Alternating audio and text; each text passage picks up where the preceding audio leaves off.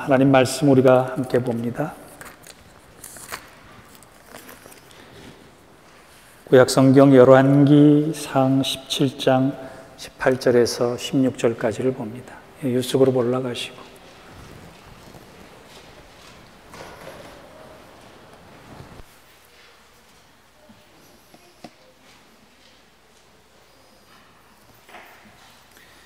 열왕기상 17장 8절에서 16절까지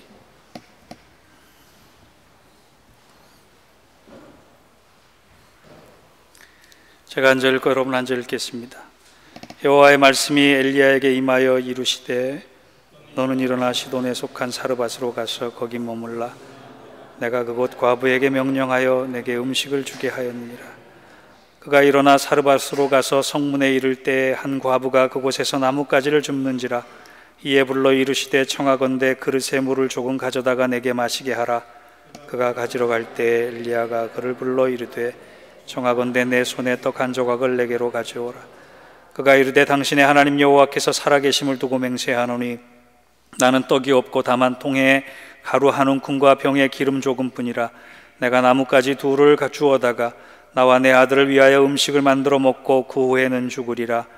엘리야가 그에게 이르되 두려워하지 말고 가서 내 말대로 하려니와 먼저 그것으로 나를 위하여 작은 떡 한 개를 만들고 내게로 가져오고 그 후에 너와 내 아들을 위하여 만들라.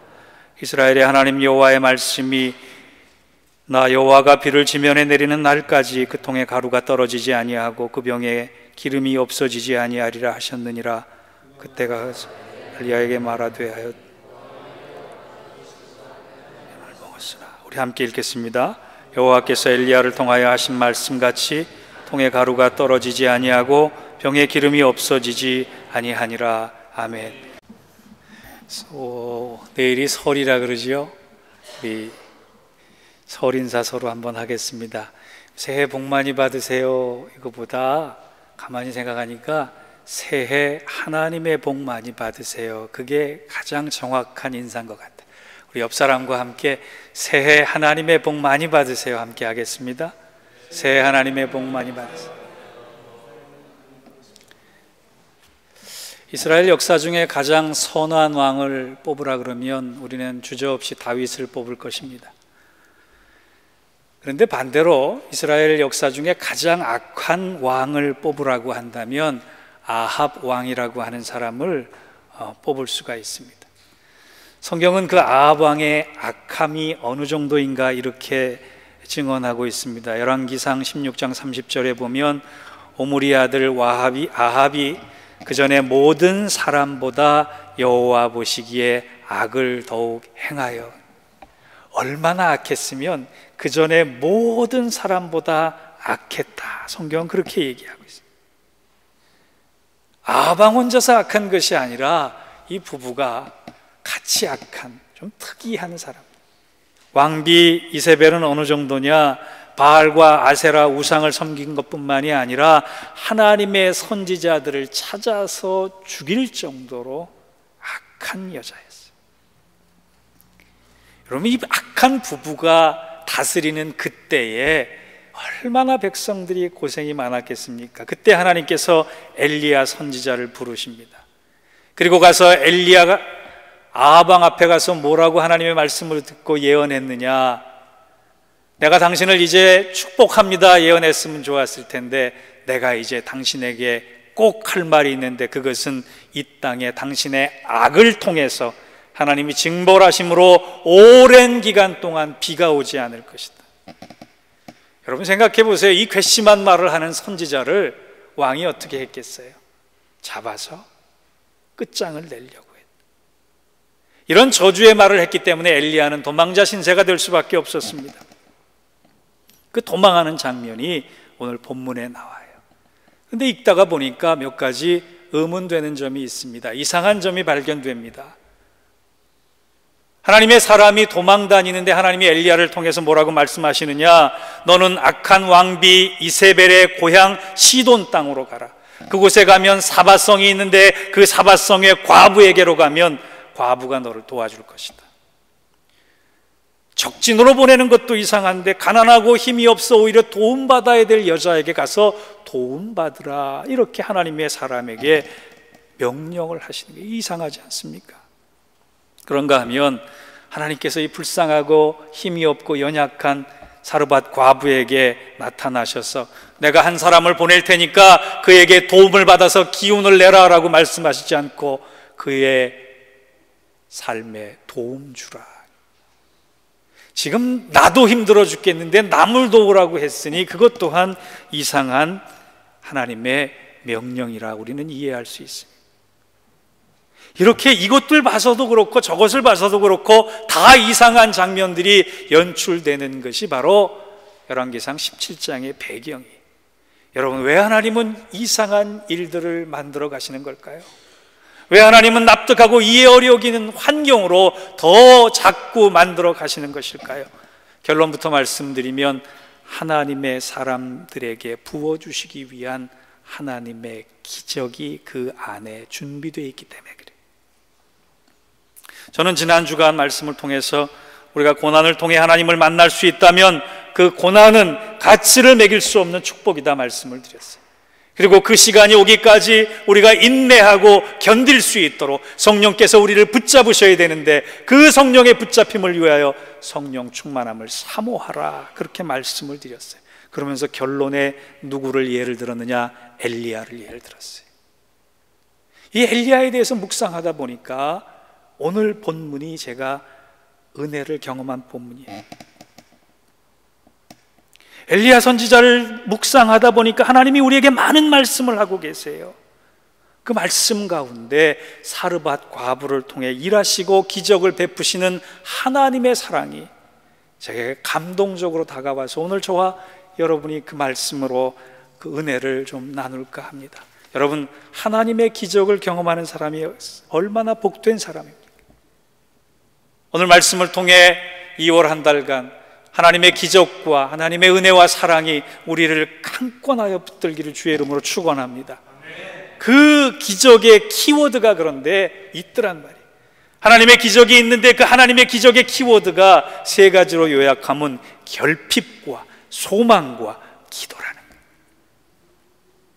거예요. 이 결핍과 소망과 기도가 있을 때 하나님의 기적이 엘리야에게 나타났듯이 사르밧 과부에게 나타났듯이 우리에게도 나타날 수 있다라고 하는 것. 본문의 첫 번째 교훈은 하나님의 기적은 우리 인생의 결핍과 모자람 속에서 찾아온다는 거예요. 오늘 엘리야가 데뷔하는 장면인데요, 엘리야가 데뷔했을 때 주변 상황은 온통 부정적인 말이 가득했습니다.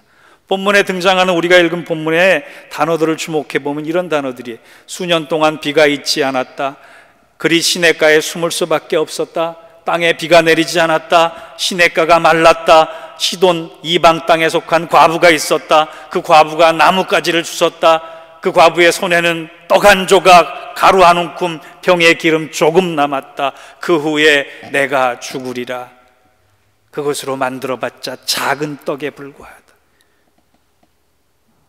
오늘 우리가 읽는 본문 속에 용기를 얻을 만한 단어가 하나도 나오지 않아요. 다 어둡고 암울한 단어들만 나와요. 그 단어들의 공통점이 모자람과 결핍과 부족함이에요. 아합 왕과 그 선조가 지은 죄 때문에 지금 이스라엘 백성들이 3년 6개월 동안 목이 마르고 비가 오지 않아서 굶어가고 있어요. 예외 없이 사르밧 과부도 그런 아픈 환경 속에 이제 마지막 남은 밀가루와 기름의 떡으로 빵 하나를 만들어서 아들과 최후의 만찬을 하고 내 이제 죽겠노라 다짐하는 그 장면이 여러분 우리에게 어떻게 긍정적인 장면이 되겠냔 말이에요. 마지막 먹을 것을 해먹고 내 이제 죽으리라. 이 대목을 읽는데요, 때로 우리가 가지는 마음과 똑같다라고 하는 생각이 들어요. 지금 본문에 나온 여자 사르밧 과부만 그런 마음을 갖는 것이 아니라 우리가 때로 살아가면서 나도 이건 먹고 죽어야겠다라고 하는 생각을 할 정도로 힘들고 어려운 시기를 살아가는 우리들에게도 그런 마음이 있단 말이에요. 제가 우리 성도들 가운데 참 가슴 아파 들었던 이야기 하나가 있어요. 퇴근을 하고 집에 오는데 상대편 차선에서 그냥 어떤 차가 확 와서 내 차를 들이받아서 그 자리에서 그냥 천국 갔으면 좋겠다, 그 정도의 마음의 고통을 가지고 살아가는 사람의 이야기를 들을 때 우리 모두도 마지막 떡 한 조각으로 아들과 딸과 최후의 만찬을 하고 죽고 싶다라고 하는 생각을 한두 번 한 것이 아닐 거란 말이에요. 왜 하나님은 가장 부정적인, 가장 모자란, 가장 부족한 상황에 엘리야를 보내셨고, 거기에 좀 넉넉한 지주나 부자나 든든한 사람이 아니라 죽기를 결심한 과부에게 하나님이 하나님의 사람을 보내셨을까? 그것은 바로 하나님의 기적은 우리의 모자람 속에 시작됨을 알려주시기 위해서 그렇습니다. 우리는 결핍되고 우리는 모자라고 우리가 부족했을 때 하나님은 그곳에서 기적을 만들어 가실 수 있는 거예요. 성경 보세요. 우리가 넉넉하고 남아있을 때, 넘쳐날 때 하나님의 기적이 온 것이 아닙니다. 오병이어의 5천 명을 먹이신 사건을 생각해 보세요. 그들이 다 배고파서 빈들에서 아무 먹을 것을 찾을 수 없을 때 기적이 일어났습니다. 성전 미문 앞에 두 다리가 튼튼한 사람이 아니라 안진뱅이, 나면서부터 안진뱅이가 주의 이름을 기다렸을 때 기적이 일어났어요.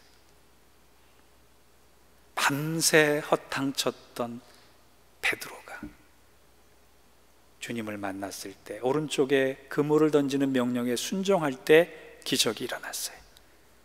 가나의 혼인잔치의 기적은 포도주가 다 떨어졌을 때 생긴 기적입니다. 주님께서 만들어 가신 기적, 하나님께서 만들어 주신 기적의 공통점은 우리는 부족했고 모자랐고 결핍되었을 때 하나님이 역사하시기 시작했다는 거예요.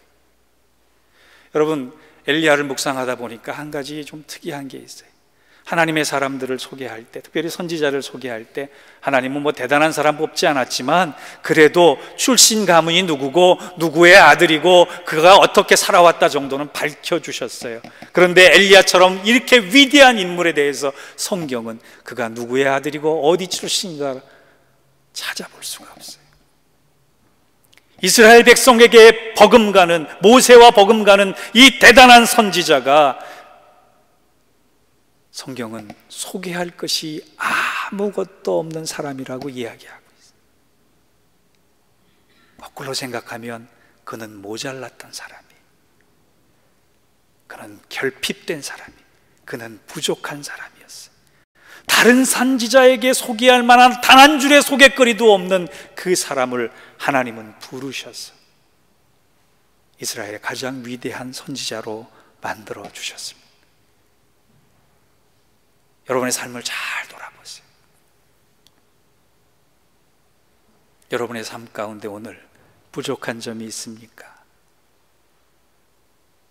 내가 이건 마지막으로 먹고 죽었으면 좋겠다라고 하는 절박감이 있습니까? 결핍이 있습니까? 하나님의 기적이 우리 삶에 준비될 수 있는 시간임을 믿으시는 저와 여러분 되시기를 주의 이름으로 축원합니다. 두 번째, 오늘 본문이 주는 교훈은요, 그렇다고 무조건 결핍되고 무조건 없다고 무조건 모자란다고 다 기적의 주인공이 되는 것이 아니라 하나님의 기적은 오직 하나님께 소망을 두는 사람에게 일어난다는 거예요. 신앙생활을 잘하는 사람, 예수 잘 믿는 사람 보면 우선순위가 잘 정돈된 사람, 정상에서 만납시다라고 하는 책이 있는데 그 책을 보면 어떤 사람이 사막에서 길을 잃어버렸습니다. 사막에서 길을 잃어버렸기 때문에 목이 말라서 거의 죽게 되었을 때 저 멀리에 오아시스가 보이고 그 오아시스 앞에 펌프 하나가 보이는 거예요.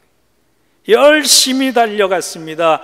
그 펌프에 물이 펑펑 쏟아질 줄 알았는데 펌프의 물은 말라있고 펌프 앞에 조그만 기둥에 물 한 병이 매달려 있는데 그 매달린 병에는 이렇게 쓰여져 있었어요. 이 물을 마시지 말기 바랍니다. 이 물은 마중물입니다. 이 물을 마시지 마시고 이 물을 펌프에 넣어서 힘들지만 펌프질을 하십시오. 그러면 풍성한 물을 얻게 될 것입니다. 여러분, 내가 지금 목 타 죽겠는데 물 한 모금 먹으면 살 것 같은데 언제 이 마중물을 부어서 내가 펌프질을 하겠느냐라고 생각을 하면 이 사람은 그 물을 마셔버리면 돼요. 그런데 그것으로 끝입니다. 하지만 힘들고 아프고 어려워도 이 마중물을 펌프에 붓고 더 노력하면 마중물을 통해서 더 풍성한 물을 얻을 수 있고 결국 그 마중물을 통해서 다른 사람도 먹을 수 있는 길을 마련해주는 그런 사람이 되는 거잖아요. 여러분, 인생의 목마른 여행에 우리는 이렇게 목마를 때가 한두 번이 아닙니다. 그런데 눈앞에 보이는 만족을 위해서 내 우선순위를 하나님의 것과 내 것으로 바꾸는 순간 나는 단순간에 만족할 수 있어도 영원히 목마를 수밖에 없습니다. 그러나 지금 당장 힘들어도 하나님의 것으로 우선순위를 잡고 참아가는 사람은 영원히 목마르지 않을 수 있습니다. 오늘 본문의 13절을 보니까 엘리야가 저에게 이르되 두려워 말고 가서 내 말대로 하려니와 먼저 그것으로 나를 위하여 작은 떡 하나를 만들어 내게 가져오라 그랬어요. 여기서 가장 중요한 단어가 뭐냐? 먼저라고 하는 게. 사르밧 과부가 무엇을 믿고 떡을 만드는 일을 멈추고 자기 배를 채우는 일을 멈추고 자기 것을 굶어가며 하나님의 사람을 대접하겠다 작정하게 됩니까? 그것은 하나님께 우선순위를 뒀기 때문이에요. 우리의 삶도 하나님께 우선순위를 두는 사람이 하나님의 기적을 경험할 수 있는 거예요. 옛날에 여러분 시골에서 자란 분들은 아실 거예요. 소를 키우는 그 축사를 뭐라 그러죠? 예? 마구간? 마구간은 말 키우는 데 아니에요? 외양간이라 그러죠. 예, 외양간. 외양간에 소를 키우다가 집에 불이 났다 그래요. 집에 불이 나서 초가집이 다 타고 있는데 그 외양간에 소는 절대로 꿈쩍어도 끌어도 나오지 않는다 그럽니다. 아무리 힘을 써도 끌어낼 수가 없다 그래요. 그 소를 끌어내는 방법은 단 하나 있습니다. 뭔지 아세요? 소의 여물통을 엎어버리면 소가 절로 걸어 나온다 그래요. 불이 났어도 소가 빠져나오지 않는 이유는 자기 눈앞에 먹을 것이 있고 여물통이 있기 때문에 빠져나오지 않고 그 속에 불 속에서 타서 죽고 마는데 그 여물통을 엎어버리면 힘쓰지 않아도 소가 나온다는 거예요. 우리의 인생 같지 않습니까? 눈앞에 이득과 목전에 먹을 것 때문에 하나님께서 위급한 상황에 신호를 보내도 우리는 그것을 감지할 수 없는 거예요. 사르밧 과부가 인간적으로 따지면 자기 먹을 것을 움켜줬어야만 해요. 자기 배를 먼저 채웠어야만 합니다. 그런데 그는 그것을 포기하고 하나님의 사람을 대접했을 때, 즉 우선순위를 바꿨을 때, 자기의 모든 가치와 기준을 하나님의 것으로 돌렸을 때 그 사르밧 과부는 기적을 경험할 수 있었던 것입니다. 여러분, 열심히 우리 살면서 계산기를 두드리세요. 그런데 계산기가 우리의 결론이 돼서는 안 됩니다. 계산기를 칠지라도 마지막 답은 하나님께서 써주실 수 있도록 하나님께 내어 맡기는 사람만이 하나님의 기적을 경험할 수 있는 거예요.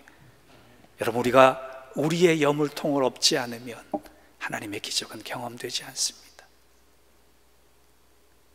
우리 안에 우리의 여물통이 무엇인지 잘 생각하시고 내 것이 아닌 하나님의 것을 우선시하며 기적을 경험하는 저와 여러분 되시길 주의 이름으로 축복합니다. 마지막 세 번째로 오늘 본문의 교훈은 하나님의 기적은 하나님의 영광을 위해 간절하게 기도하는 사람에게 일어난다는 거예요. 엘리야가 우리와 똑같은 사람이라고 야고보서에서 얘기하고 있는데 우리와 똑같은 사람인데 다른 한 가지가 있어요. 그의 모든 기도의 목적은 하나님의 하나님 되심을 이스라엘 백성들이 알기를 원하는 거예요. 성격도 똑같고 살아가는 방식도 똑같고 오히려 우리보다 더 못할 수 있는 하나님의 사람 엘리야가 우리와 다른 특별한 점은 그의 모든 기도의 제목이 하나님의 영광을 위해서 쓰여졌다라고 하는 거예요. 여러분, 오늘날 목회의 성공 기준이 뭔지 아세요? 3B, 3B라 그래요. Buildings, Budget, Bodies. 교회에 큰 건물이 있고 큰 예산이 있고 많은 숫자가 있으면 성공적인 목회라고 해요. 그런 면에서 저는 성공적인 목회를 하고 있습니다. 우리 본당 얼마나 커요?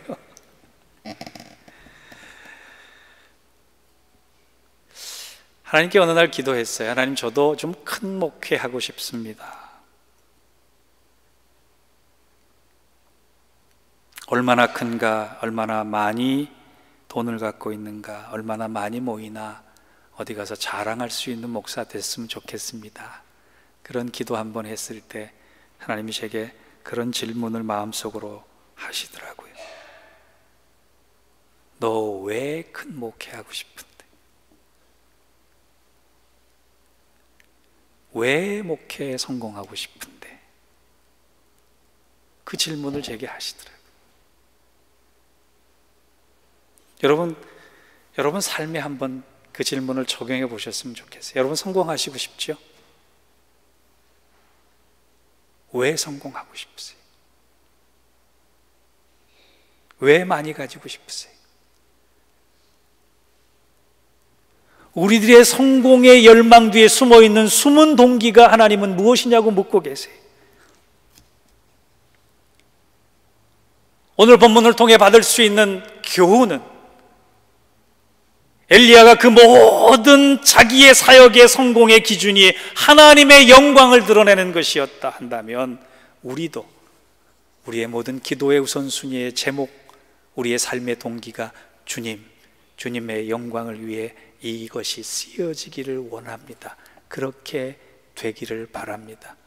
주님께서 그거 원하시는 거예요.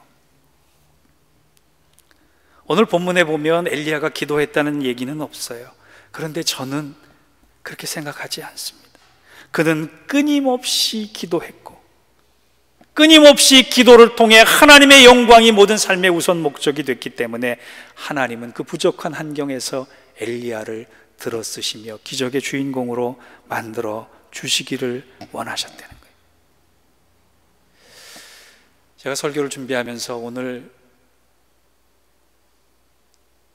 여러분에게 제안하고 싶은 게 하나 있어요. 제가 오늘 여러분에게 그 주보와 함께 나눠드린 것이 사순절 말씀 묵상입니다. 그저 어디서 그냥 하나 가지고 왔던 그런 자료집이 아니에요. 이 자료를 여러분 제가 굉장히 어렵게 구했습니다.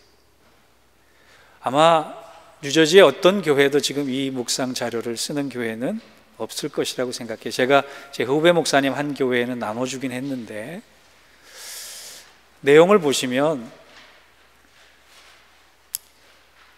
40일 동안 우리 사순절의 기간 동안에 매일매일 한 10분만 투자해서 하나님의 말씀 묵상하며 기도할 수 있는 가이드라인인데요, 이 묵상집을 만든 목사님이 아마 여기 앉아있는 모든 사람들 중에 가장 불행지수로 따지면 가장 불행한 중에 한 분이 아닐까 그런 생각이 들어요. 아주 처절한 영혼의 곤핍함 속에 내가 이 사순절을 통해서 하나님 앞에 나아가기를 원합니다라고 하는 그 묵상의 고백을 담아서 만든 것이. 제가 이 박상집을 나눠드리면서 우리 사순절에 우리 신앙, 우리 공동체가 좀 신앙적으로 성숙했으면 좋겠다. 제가 따라해 봅시다. 10, 10, 10. 예. 10, 10, 10 운동을 이 사순절 기간에 좀 했으면 좋겠다. 그런 생각으로 제안을 드립니다. 10, 10, 10이 뭐냐? 10분 일찍 일어나 기도하고 일과 중에 10분을 할애해서 하나님의 영광을 위해서 행동하고 잠자기 10분 전에 그 묵상집을 통해 묵상하고 기도하고 자라는 거예요. 하실 수 있으시겠어요? 저를 따라서 사순절 기간을 좀 유익하게 영적으로 보람되게 보내실 수 있겠어요? 우리가 영적으로 성숙한 사람만이 하나님의 영광을 드러내는 것을 자기 삶의 목적으로 삼을 수 있습니다. 여러분, 우리가 부족한 것이 있다면, 결핍된 것이 있다면 그 영적인 성숙함을 통해서 하나님의 기적을 맛볼 수 있을 것이고, 우리가 영적으로 성숙해지는 그 기간을 통해서 내가 내 것이 아닌 하나님 것을 붙잡을 수 있게 될 것이고, 결국 아무것도 없는 우리들을 사용해서 하나님은 기적을 만들어 가실 것입니다. 어떤 사람에게 갈망하고 기도하고 하나님의 영광을 구하는 사람들, 기도만큼 복된 투자는 없습니다. 그런데 기도를 경험한 사람은 압니다. 내가 이것을 투자하는 동안에, 내가 이것을 하나님께 돌려드리는 동안에 그것이 나에게는 손해인 것 같고 내 것은 줄어드는 것 같지만 하나님은 그 시간을 통해, 그 기도를 통해, 그 마음을 통해 놀라운 하나님의 기적을 만들어 가신다라고 하는, 하나님을 높이는 것이 우리가 높아지는 것이요, 하나님께 헌신하는 것이 곧 나에게 복된 열매가 맺혀지는 것이요, 이 부족한 기도 제목을 통해 하나님은 우리를 기적의 현장으로 인도해 가시는 것을 체험할 수 있게 될 것입니다. 계속 기도하고 하나님의 영광을 구하는 우리 모두에게 오늘 사르밧 과부와 엘리야에게 있었던 이 놀라운 기적, 마르지 않는 기적, 다함이 없는 기적이 함께 하기를 주의 이름으로 축원합니다. 기도하겠습니다. 하나님 감사합니다. 사르밧 과부가 죽을 것 같다는 것처럼 우리도 죽을 수밖에 없고, 우리도 끝났으면 좋겠다라고 하는 마음을 가질 수밖에 없을 때 오히려 그 결핍을 통해서 주님 만나게 하여 주옵소서. 주님 앞에 나아가게 하여 주옵소서. 주님의 기적을 경험하는 저희들 되게 하여 주옵소서. 예수님의 이름으로 기도하옵나이다. 아멘.